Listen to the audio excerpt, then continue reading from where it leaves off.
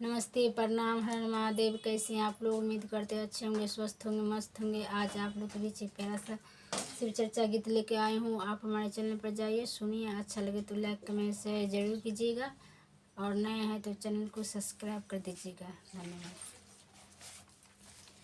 आजून देवघर नगरिया नेहाल सखिया, आजू देवघर नगरिया नेहाल सखिया।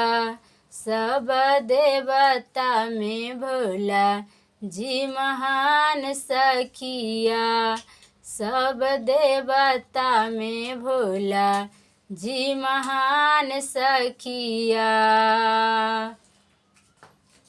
सिरवा में शोभे शिव के बड़े बड़े जटवा, बड़े बड़े जटवा हो, बड़े बड़े जटवा। सिरवा में शोभे शिव के बड़े बड़े जटवा, बड़े बड़े जटवा हो, बड़े बड़े जटवा। जटवा से बहे गंगाधार सखिया हो, जटवा से बहे गंगाधार सखिया। सब देवता में भोला जी महान सखिया, सब देवता में भोला जी महान सखिया।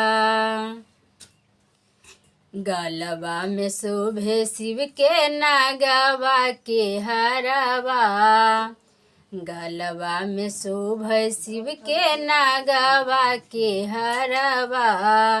नागवा के हरवा हो, नागवा के हरवा।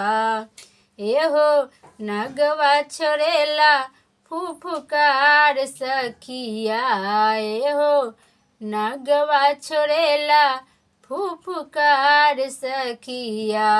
सब देवता में भोला जी महान सखिया, सब देवता में भोला जी महान सखिया।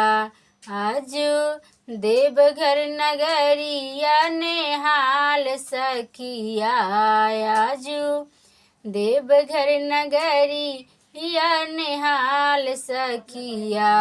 सब देवता में भोला जी महान सखिया, सब देवता में भोला जी महान सखिया।